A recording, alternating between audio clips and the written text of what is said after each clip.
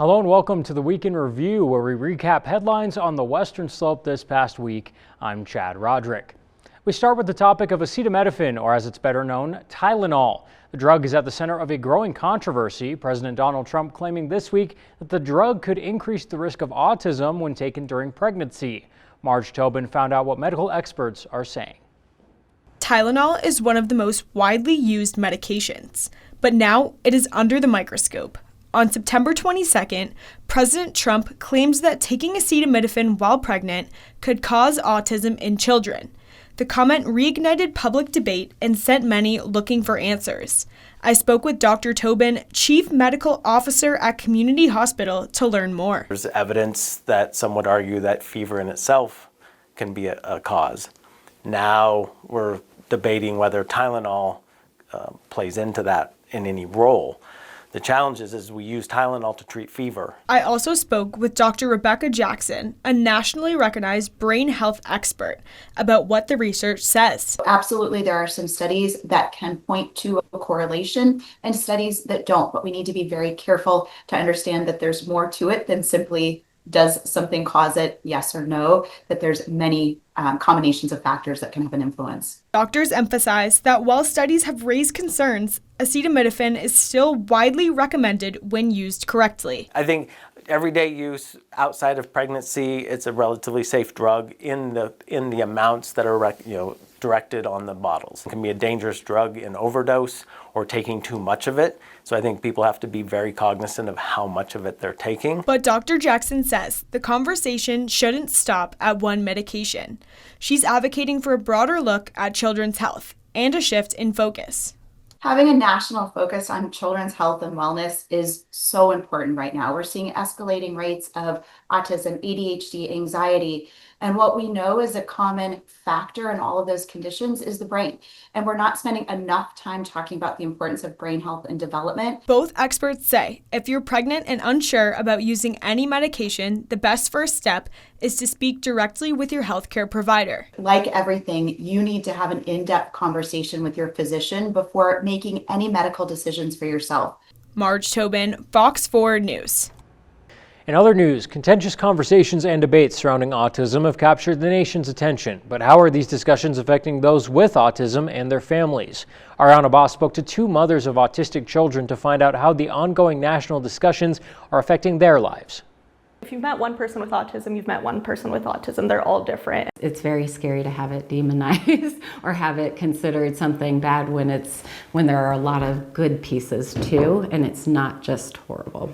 Kaylee Loudermilk and Jessica Mulvey are moms to autistic children and specialists in neurodivergent care at Grand Valley Behavior in Grand Junction. In a time where autism causes and prevention are dominating the national conversation, these mothers feel the voices of autistic families are getting lost in the panic. It's being labeled as just a disease that needs to be fixed and a disease that needs to be cured. But there's so many aspects of autism that are good, that are strengths. I don't like when the focus of the conversation of autism is everything that is wrong or everything that's hard for them, because autism is so much more than just their challenges. Rather than a condition to be cured, some families see autism as another language, just as valid, but at times making connection and communication a challenge with varying degrees of severity. Jessica, who is autistic herself, tells us when her son was also diagnosed, she worried less about his ability to adapt and more about the social stigma a diagnosis of autism inevitably carries. I love my child and I think that there's a lot of neat things that they're capable of, but it might not be the things the world is telling me that they should be good at. Neither mother wants to downplay the challenges and hardship of an autism diagnosis, and both believe there is room for both discussions on prevention and moments of celebration. It wouldn't be realistic to never acknowledge the challenges that come with autism. There are challenges. They only wish the national conversation was as multifaceted as the autistic community caught in its spotlight. Ariana Boss, Fox 4 News. And earlier this week, Senator Michael Bennet held a press conference to talk about the affordable housing issue in Colorado. He says this is one of the main topics he is looking to tackle if he were to be elected governor. Kyle Kawamoto has the details. This isn't just about affordability. This is about the chance to build a future Lawmakers looking to crack down on the housing situation in Colorado. According to the governor's office, there was an analysis of the current state of the housing shortfall. One of the takeaways from the report showed while the shortfall has lessened, affordability issues have grown. In a statement from the governor's office, Jared Polis says, quote, "We are fighting to lower housing costs and ensure that every Coloradan can realize the dream of becoming a homeowner, but more work needs to be done. By expanding housing options, we can lower costs and provide more options for Coloradans to live where we want to live," end quote. And I sit on the Senate committee for affordable housing. I do believe maybe the legislature's, their heart's in the right place, but there's other factors that keep that from actually happening. Rich says Colorado is the 6th most regulated state, making affordable housing difficult to achieve. She opposes landlord-tenant bills due to their negative impact on housing availability. Some proposed bills, like those promoting affordable housing on school or church properties, have not passed due to concerns about local government authority. Rich believes that although the intent is good, regulations ultimately hinder the goal of providing affordable housing. Back on the Western Slope, the city is looking to make affordable housing available to everyone. For this community, it's incredibly important, not just because of the housing and the need to be able to live in a cost-effective location that meets the household's income, but we also know housing is a huge driver of employment, of job growth, of other family stability, what we call health outcomes for people in general. Kyle Kawamoto, KREX News. And the next evolution of CMU football might be on the horizon, and Stoker Stadium could be in line for some remodeling. Jeff Hinkle has more. 100 years of history sit just outside the gates of Lincoln Park, but the future could be just on the horizon. The Lincoln Park barn also serves as the locker room for Colorado Mesa University football, but plans are in the works for a remodeled athletic space at the southern end of Stoker Stadium. The idea at this stage is how do we continue elevating that facility? If you think about the press box that was built a number of years ago, the improvements with the stands and the fencing that was completed a couple years ago, we're ready for the next evolution. And I think at this stage, replacing the barn with a modern football facility for college football is the next obvious step. CMU President John Marshall recently brought plans to the Grand Junction City Council, but the project is in its very early stages. A timeline for the project isn't set in stone yet because the project still doesn't even have the green light, but CMU remains hopeful. We anticipate having a really constructive conversation with the city over the coming few weeks, and hopefully we can get an agreement here in the near future. Marshall emphasized the importance of the new facility as Colorado Mesa is celebrating a century in Grand Junction. As it turns out, football is the only sport that's been with us all 100 years. We think there's some real opportunity for alumni engagement, community engagement, and the reality is that that barn doesn't owe anybody anything. It's served its purpose over 100 years. And with homecoming right around the corner, the goal is to hopefully have some new plans to present to alumni and those in town for homecoming, but getting it done the right way is objective number one. If we could meet that homecoming deadline, that would be fantastic, but most important thing is to get it right, so we'll keep that conversation going with the city. Jeff Hinkle, Fox 4 News. The highly anticipated return of Jimmy Kimmel Live happened this week, but not all Americans were able to tune in. Ariana Boss explores the uncertainty surrounding the late night show's controversial return. Late night's Jimmy Kimmel Live returns to ABC on Tuesday night following a 6-day suspension, but some audiences in the Western Slope and nationwide are still wondering whether they'll be able to tune in. Despite ABC's suspension on the show being lifted, Kimmel still won't be seen by nearly a quarter of the network's affiliate reach, with broadcasting giants Nexstar and Sinclair standing firm for now in their decision not to air the show on their ABC local affiliate stations, which make up over 20% of the national market. In a statement Tuesday morning, Nexstar says their stations will, quote, focus on continuing to produce local news and other programming relevant to their respective markets. As neither Nexstar nor Sinclair operate ABC's affiliated local stations in Colorado, viewers on the Western Slope and statewide should be able to tune in. For those across the country who cannot, the show will still be available with a subscription to Disney+. ABC's divisive call to suspend Jimmy Kimmel Live was made following on-air comments by Kimmel during his monologue about MAGA supporters' response to the murder of conservative activist Charlie Kirk. The MAGA gang desperately trying to characterize this kid who murdered Charlie Kirk as anything other than one of them and do everything they can to score political points. Despite the show's reintroduction Tuesday night, its future remains uncertain. Nexstar and Sinclair stations have not indicated if or when the show will ever fully return to all ABC-affiliated stations. And if President Trump had it his way, I mean, they're getting a license. I would think maybe their license should be taken away. the show would be gone for good. Ariana Boss, Fox 4 News. Great Outdoors Colorado, also known as GOCO, is awarding nearly $3 million to expand nature programs for kids and families in Delta, Montrose, and Ouray counties. Marge Tobin has more. A big boost for the great outdoors in western Colorado. GOCO has awarded $2.8 million in grants to support family-friendly outdoor experiences in 3 counties. In Delta County, a $1.4 million grant will strengthen a long-standing partnership known as the Nature Connection. I think, the coolest thing is that Colorado is the only state where all of our lottery proceeds go to support the outdoors. Founded in 2017, the Nature Connection already reaches thousands of students each year, offering a variety from backpacking and climbing to paid internships and trail crews. The new funding will expand programs, strengthen staffing, and reach more Spanish-speaking families throughout the region. In Montrose and Ouray counties, a similar amount, just under $1.5 million, is going to a new initiative called Generation Wild of the Uncompahgre. The end result will be for youth and families in our community is, more kids getting outside into richer outdoor experiences that are going to, of course, bring them lots of joy and excitement and growth in the short term, but we hope and believe really help transform their lives over the long term. Generation Wild is part of GOCO's statewide initiative to make nature more accessible to young people, especially those who face barriers like cost or lack of outdoor experience. Then this is just a really unique program and something that, other states are looking to as kind of an idyllic way of getting kids outdoors. Across Colorado, Generation Wild has reached over 360,000 participants through almost 10,000 free or low-cost programs. And now, kids in Delta, Montrose, and Ouray counties will have even more chances to connect with the outdoors. Marge Tobin, Fox 4 News.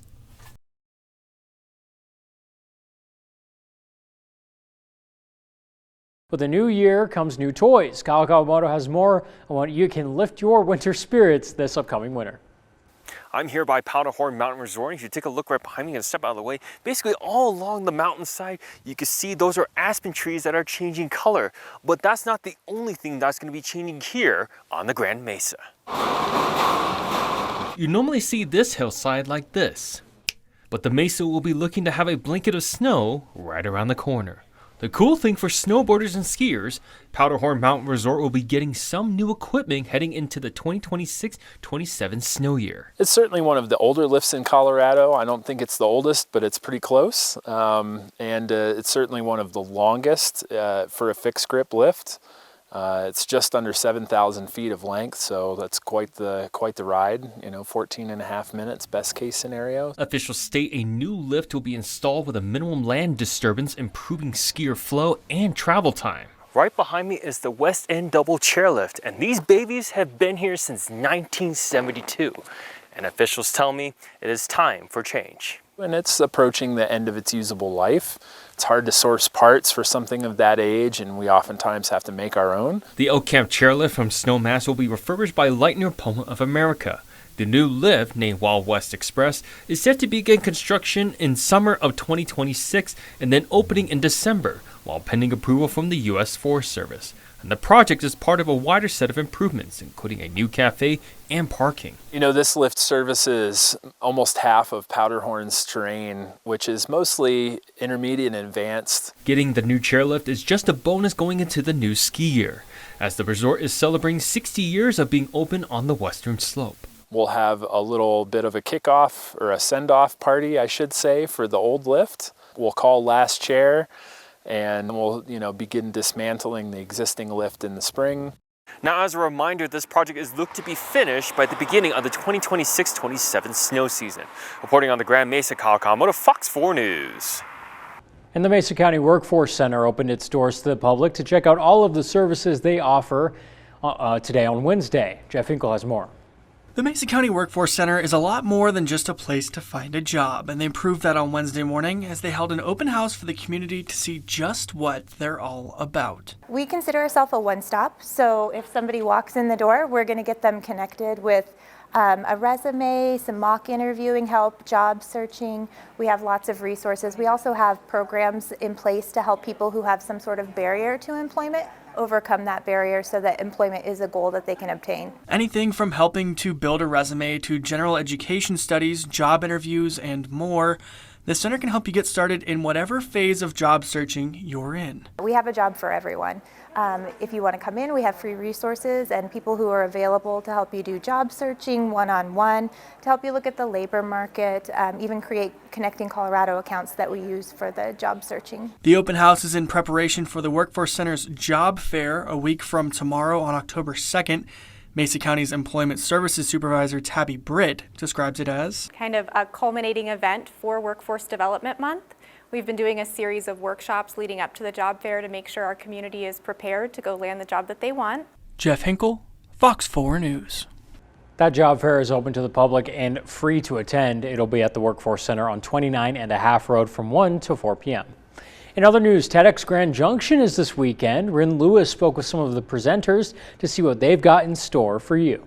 My talk is really about my experience, my story in understanding, my own prejudice and then getting beyond that. I am going to be presenting on some hard fought and hard won lessons about leadership during public health crises and just COVID-19 as well. It's titled How Social Media Can Erase Our Humanity. TEDx Grand Junction is this Saturday, and I spoke with 3 of the presenters to get a feel for what they've got planned. I am giving a talk on my difficulties when presented with a new job that works directly with the unhoused population of Grand Junction. Kuiper Curtis's TED Talk is centered around their experience working for Toilet Equity, a group that provides bathrooms to those without access to one. When I applied, I remember having a realization of I've never thought about the fact that someone who's unhoused does not have reliable toilet access. I would like to show my story to other people in hopes to raise awareness for the unhoused population and kind of work against that stigma against them. Xavier Crockett, Executive Director of Mesa County Public Health, is giving his talk on leadership in the public health sector in uncertain times. Right now we're in a time of uncertainty ourselves here, and not just Grand Junction, but across the country with so many changes on the state and federal levels. And so I want to use this TED Talk opportunity to really impart wisdom that I've learned over the last 15 years in leadership and how to respond during times of uncertainty. And Ryan Biller, a journalist, will be talking about how social media can affect our view of other people. Social media certainly isn't the only factor in leading to armed conflict and real world violence and political polarization and that sort of thing.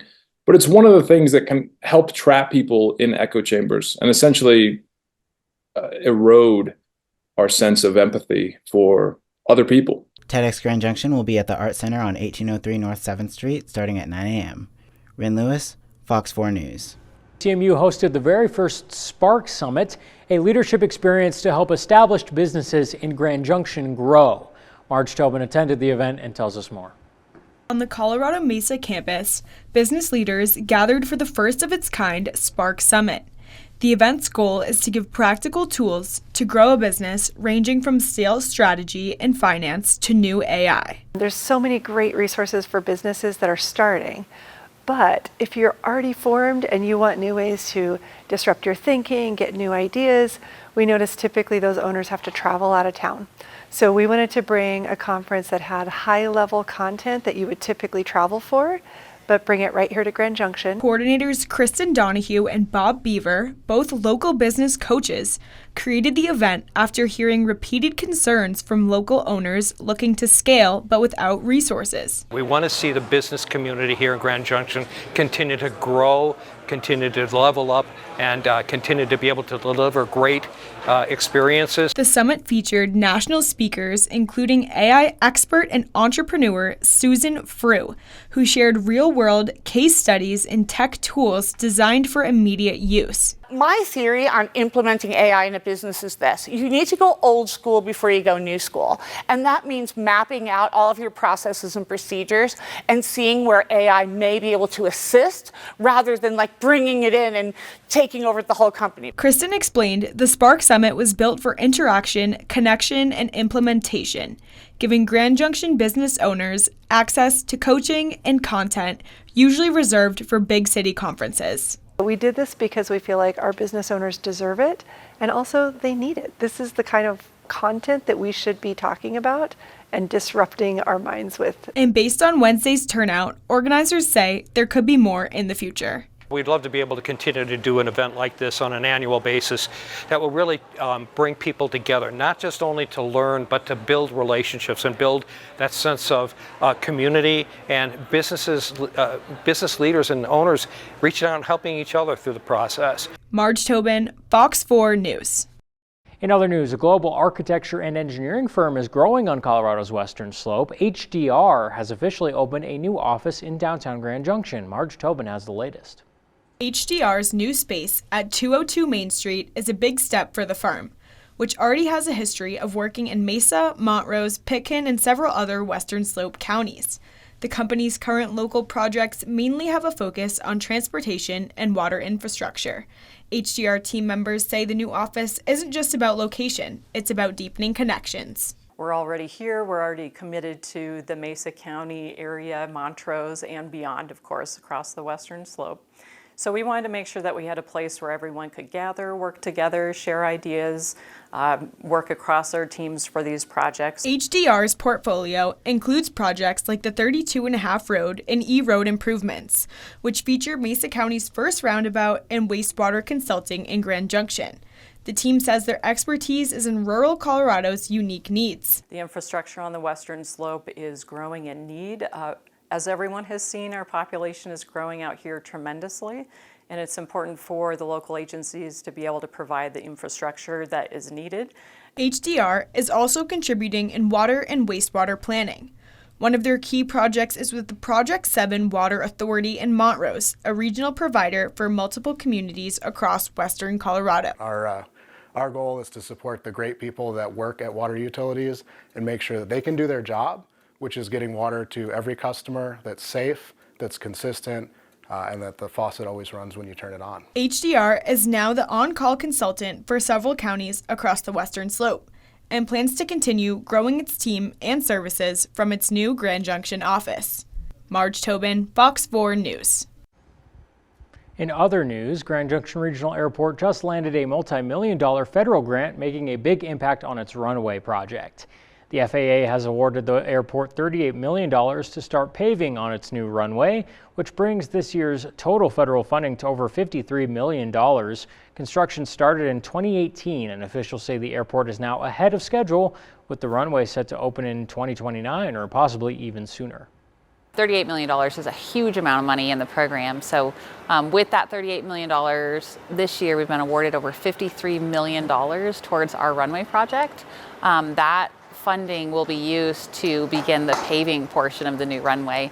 We've completed years and years of dirt work and sub-base work. It really just looks like we've been moving dirt out there for years upon years, but now we're finally going to be getting into the paving phase. And so we expect that paving work to start next year. Angela Padalecki says the new runway will bring added safety and capacity and could support regional growth for years to come. All right, that does it for the Week in Review. Tune back in every Friday for a summation of your weekly headlines. I'm Chad Roderick.